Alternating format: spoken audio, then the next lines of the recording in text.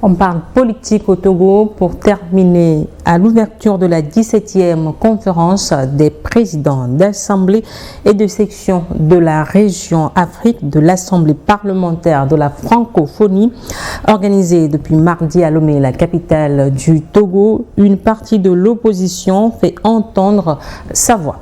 Alors, Dieudonné, plusieurs regroupements de l'opposition mettent en cause la légitimité des institutions chargées donc de représenter le Togo sur la scène francophone.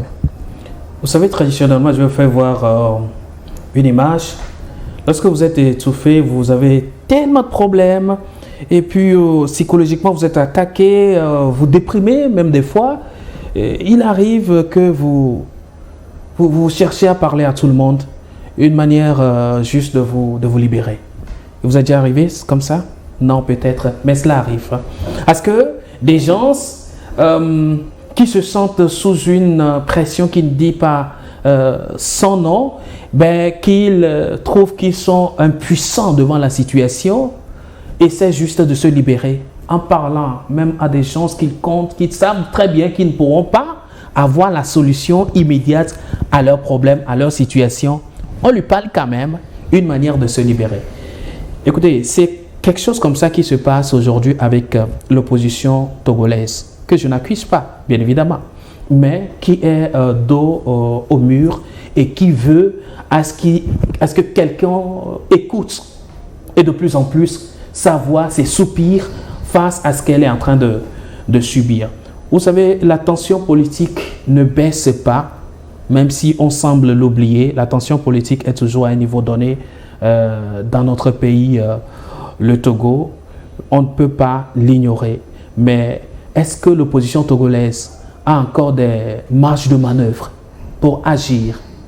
Depuis le changement de la Constitution, beaucoup, alors plusieurs voix se sont élevées pour condamner, et d'aucuns même se résignent à rentrer dans la 5e République, et d'aucuns dans leur tête se retrouvent toujours dans la 4e République en étant dans la 5e. Cela voudrait dire les gens n'ont pas réussi. On ne peut pas être dans deux régimes à la fois. Non, mais c'est ce qui se passe. Hein.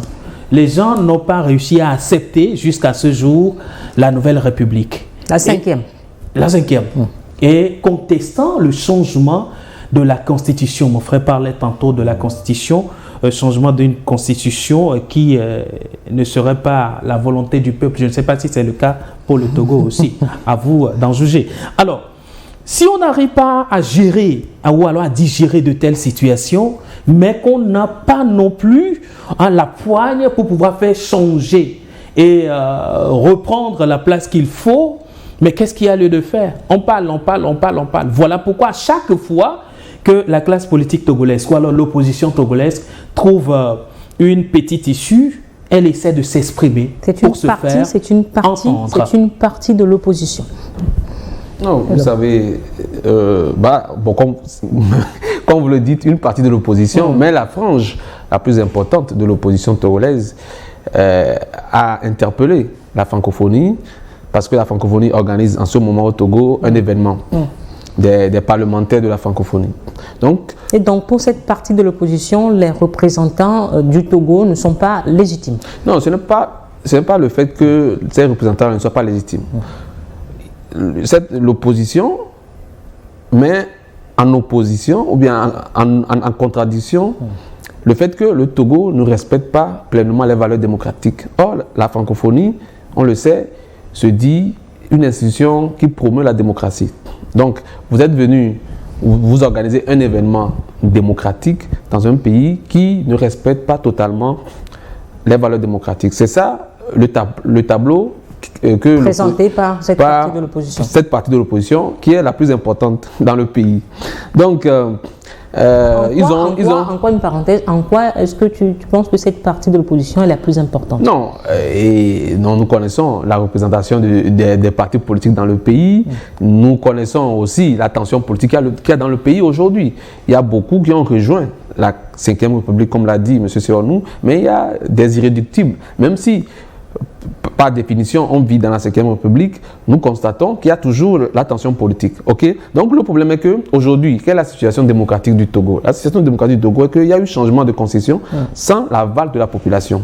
Il y a aussi des détenus politiques comme Mme Nakade, comme Jean-Paul Omolou, ce sont les figures que cite régulièrement l'opposition togolaise. Et la liberté d'expression, quand même, elle est libérée, mais il faut vraiment retourner sa langue plusieurs fois dans la tête avant de parler. Et vous savez aussi que l'opposition n'arrive plus à organiser ses activités politiques facilement. Et même les résultats des élections législatives passées ont démontré que les choses ne sont pas bien passées. Beaucoup ont contesté ces résultats-là. Et à l'Assemblée aujourd'hui, ce ne sera pas trop dit de dire que l'Assemblée est pratiquement monocolore. Donc, c'est ce que les gens... Le changement de constitution a été opéré par l'Assemblée nationale. Oui. Des parlementaires élus par des électeurs togolais. Oui. Donc, nous ne contestons pas la forme, on conteste la qualité. Et nous disons que aujourd'hui, où il y a la francophonie qui promeut une certaine forme de démocratie et l'idéalisme de démocratie que promeut la francophonie, on se dit, bon, pourquoi est-ce que vous vous accoquinez avec un pays comme tel? Les opposants sont juste en train de présenter le tableau togolais à ces parlementaires-là, quitte à faire des recommandations au pouvoir togolais. Mais moi, je me dis... Est-ce donc cette rencontre internationale c'est l'occasion parfaite? Non, c'est l'occasion rêvée d'ailleurs. C'est l'occasion rêvée d'ailleurs. C'est toujours comme ça dans le monde entier. Quand il y a une réunion à l'ONU, il y a ceux qui sont contre l'hégémonie actuelle du monde qui se manifestent. Quand il y a une réunion du G7 en Suisse, il y a ceux qui sont contre le G7 qui se manifestent. Quand il y a une réunion capitaliste quelque part, les communistes se manifestent. Et de la même façon, quand il y a une réunion des communistes quelque part, les capitalistes aussi essayent d'aller perturber. Donc c'est comme ça. L'opposition est en train de plaider sa cause auprès des autres députés francophones. Mais moi je me demande, est-ce que c'est le lieu? Est-ce que d'abord, M. Soro l'a dit, est-ce qu'ils auront gain de cause? On se dit que non, puisque c'est des institutions néocoloniales, selon Kwame Nkrumah. Maintenant, est-ce qu'ils auront la solution? Quelle serait la solution selon moi? Selon moi, la solution serait, ou bien on viendra après la solution. On viendra après à la solution. J'ai donné. Non, mais écoutez, j'ai donné la francophonie néocolonialiste. Bon, écoutez. Pour l'homme. Bon, et les téléspectateurs sont là aussi pour apprécier et chacun en fait son idée. Hein. J'ai donné une image au début. Je vous dis, lorsqu'on est au bout de souffle, on sait qu'en face, on a quelqu'un qui n'a pas la solution, mais on lui parle quand même. Parler juste pour parler. Pour se soulager. Ça arrive. Si vous ne savez pas, madame, vous le savez. Donc, aujourd'hui, je me dis, l'opposition togolaise veut se soulager aussi un temps soit peu à partir de cette fenêtre. Est-ce que ça change grande chose? Je ne saurais le dire. Mais l'opposition togolaise, ou alors cette partie de l'opposition togolaise, a aussi le droit de s'exprimer sur un certain nombre de choses ou à une tribune qu'il trouve, ou alors qu'elle trouve, entre guillemets, crédible pour porter sa voix. Mais là encore, je me mets en question, je me questionne en disant, l'entité qui se rassemble aujourd'hui à Lomé, la francophonie défend des valeurs démocratiques. Alors, si la francophonie défend les valeurs démocratiques et se réunit au Togo, cela voudrait dire que la francophonie a ses critères démocratiques qu'il a trouvés ou alors qu'elle a trouvé rassemblés au Togo, d'où elle a choisi le Togo pour se réunir. Voilà pourquoi je vous dis, je reviens à mon image. L'opposition ne dit pas ou alors ne pense pas qu'elle aura gain de cause à travers ce plaidoirie devant la tribune de la francophonie, mais l'opposition veut tout au moins se faire entendre. Alors, et c'est ce qui est en train d'être fait. Cette partie de l'opposition estime que l'image présentée par le Togo à l'extérieur ne reflète pas la réalité politique interne. Oui, beaucoup de personnes le pensent. La dernière fois, et il y a deux poids, deux mesures en termes d'application des valeurs démocratiques au Togo. Par exemple, la dernière fois, Mme Brigitte Adjamangbo-Johnson, qui a réussi, malgré les conditions de cette élection, à être élue députée, elle voulait aller dans le Mais elle fait partie donc de cette classe oui, d'opposition. elle aura l'occasion aussi de s'exprimer sur le sujet. Elle aura l'occasion de continuer la sensibilisation, le plaidoirie auprès de ses pairs de la francophonie. Maintenant, cette dame, députée de la République, a voulu aller au nord du Togo et pour aller sensibiliser les populations, bien faire de compte rendu de son action aux populations du septentrion, parce qu'on est député dans une localité, mais on représente la nation tout entière. Elle a été refusée. On l'a empêché de faire cette activité politique. Mais des gens sont allés quand même faire du jogging, un samedi sport, dans les mêmes environs. Voilà le deux poids, deux mesures. Est-ce que ce sont les mêmes activités? Non, mais Non, mais ce ne sont pas les mêmes activités, mais la raison évoquée, en sourdine, c'est la question sécuritaire. C'est que le milieu est sous une protection sécuritaire ou urgence sécuritaire. Qui a des Alors, risques. en temps de jogging, il n'y a pas d'urgence sécuritaire. Voilà. C'est en cela qu'on parle de deux poids, deux mesures. Et bien avant cela, il y a une politique également qui s'est rendue dans le milieu et qui a réuni aussi des gens. Cela voudrait dire, quelque part, il y a quelque chose qui ne s'exprime pas très bien. Alors, si un membre de cette opposition sort aujourd'hui et veut parler, cela voudrait dire, elle n'a plus de souffle, elle veut se soulager devant une telle entité. Quitte à l'entité de faire des recommandations ou non, mais le monde serait témoin de cette réalité, comme quoi il y a quelque chose qui ne va pas. Et je crois que c'est dans l'ordre normal des choses que l'opposition, cette partie de l'opposition congolaise se comporte. Cette partie va encore plus loin en disant que l'Organisation internationale de la francophonie est en partie responsable, je cite, du désordre institutionnel du Togo. Mais c'est elle qui le dit. Je vous ai dit tantôt, je vais dire quelque chose. Je dis, si la francophonie se réunit à Lomé, cela voudrait dire la francophonie qui défend des valeurs démocratiques, qui se retrouve à Lomé, cela voudrait dire la francophonie a trouvé ses critères démocratiques à elle réunis au Togo. Voilà pourquoi il faut tenir des réunions ici. Alors si cette partie, cette frange de l'opposition le dit, c'est une façon de dire, vous qui pensez défendre la démocratie, vous vous retrouvez dans un environnement où les véritables critères de la démocratie ne sont pas respectés. En fait, c'est une façon de leur envoyer une sorte de responsabilité. Le discours politique tenu, moi je ne peux pas tenir ce discours aujourd'hui, je ne peux pas parler du désordre, à chacun de l'apprécier sous son angle. Mais l'opposition utilise un langage entre guillemets, qui stipule le désordre.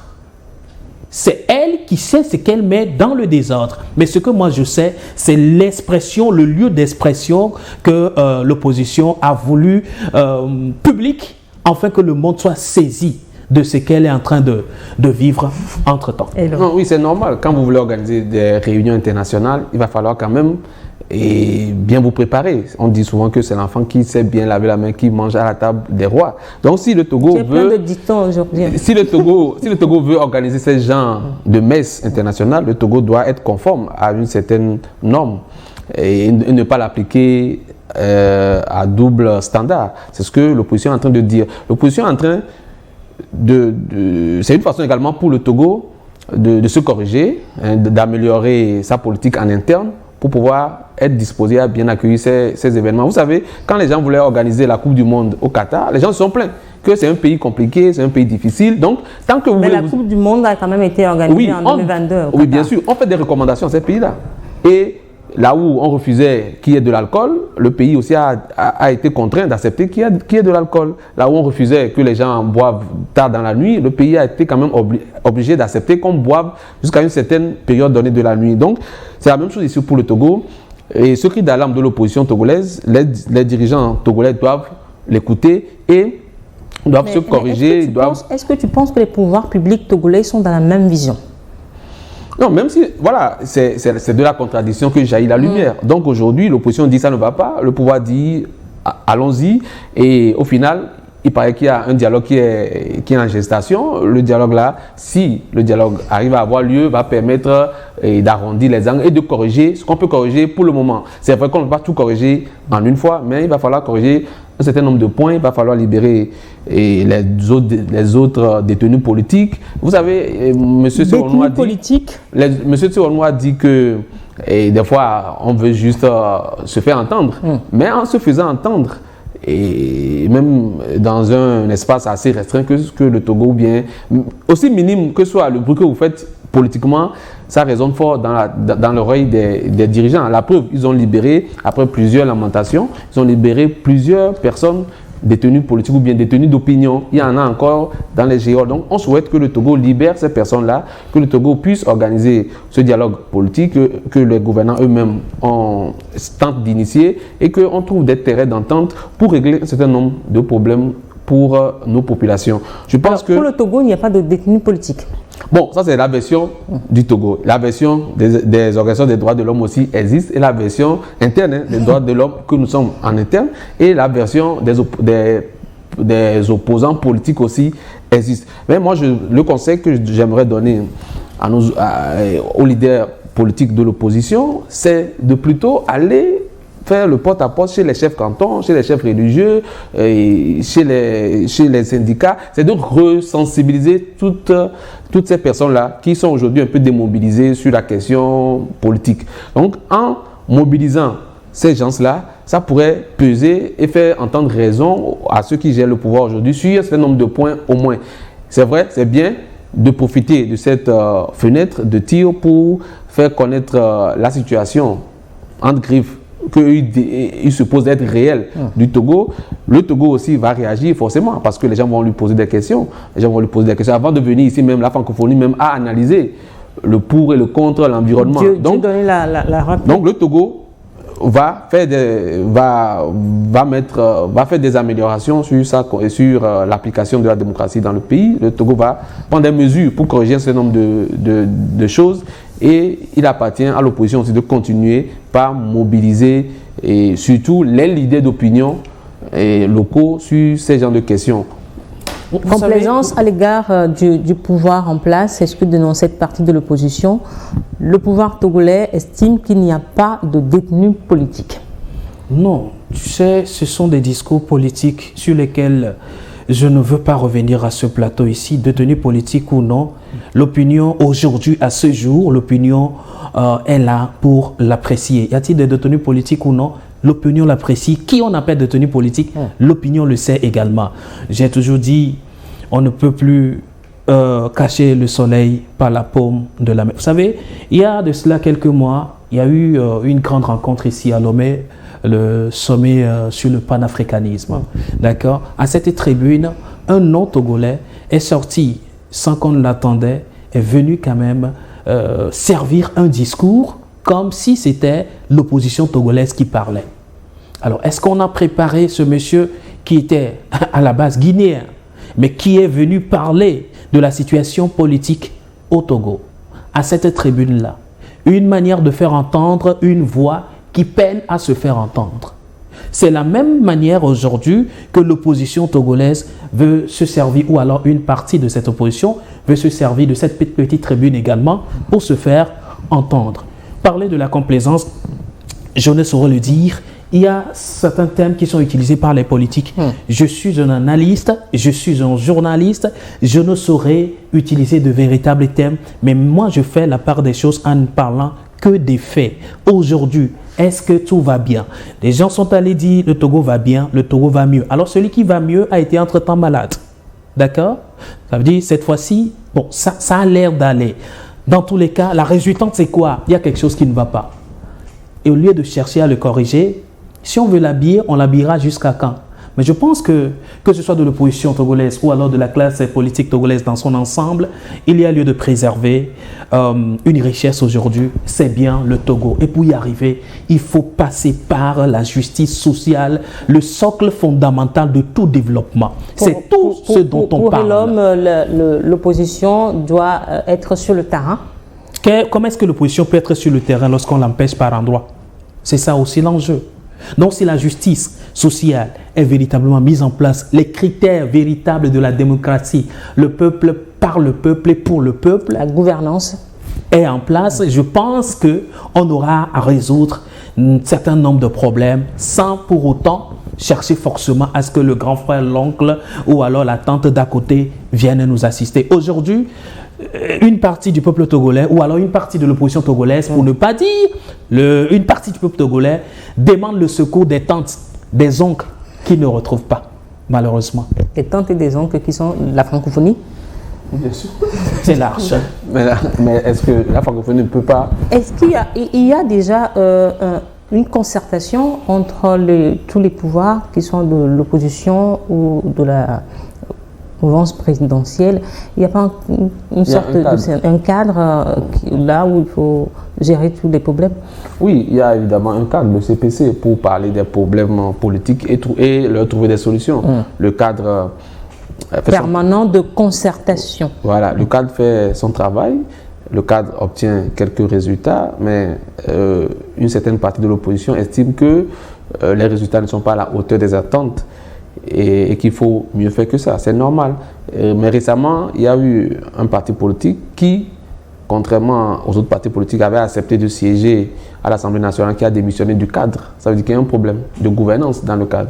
Il y a un problème de gestion de ce cadre-là aussi, parce que des fois, on apprend que certains sujets auraient été débattus dans ce sens, mais appliqués dans l'autre sens. C'est pourquoi il va falloir que, quand les acteurs politiques du pays, de l'opposition comme du pouvoir, arrivent à se retrouver, et qu'ils puissent véritablement appliquer les accords. Sauf qu'en politique, les accords n'engagent que ceux qui les signent. C'est pourquoi certains disent qu'ils ne veulent plus aller à des discussions. Que si vous avez l'effectivité du pouvoir, il vous appartient aussi, en tant que digne fils de la République, de prendre les mesures idoines pour le bonheur de tout le monde.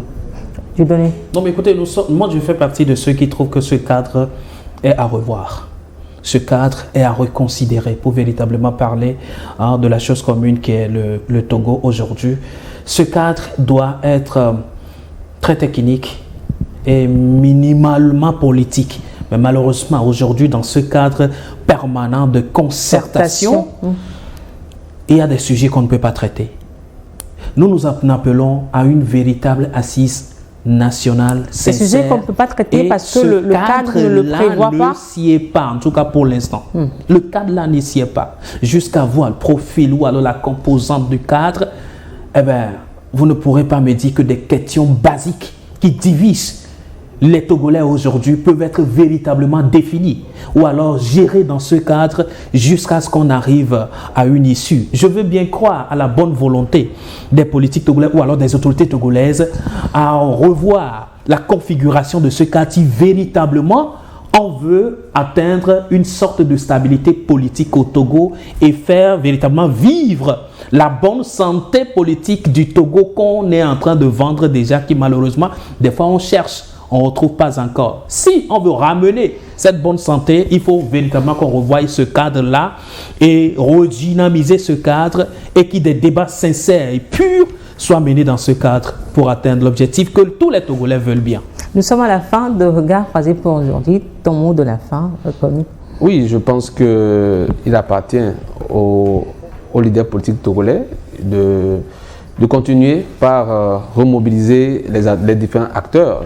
C'est vrai, c'est bien de profiter de cette opportunité pour un peu mettre la lumière sur les difficultés que nous vivons. C'est vrai qu'il y a des avancées, mais il y a tellement de difficultés qui persistent et raison pour laquelle ils ont saisi cette fenêtre. Moi, je pense qu'il appartient aux leaders politiques de pouvoir sensibiliser les autres couches de la population, comme les chefs quartiers, comme les chefs traditionnels, les chefs religieux, les syndicats associatifs, pour que ceux-ci portent cette doléance-là auprès des autorités, pour que les autorités puissent infléchir leur position sur un certain nombre de sujets. Vivement que les détenus d'opinion politique, comme Madame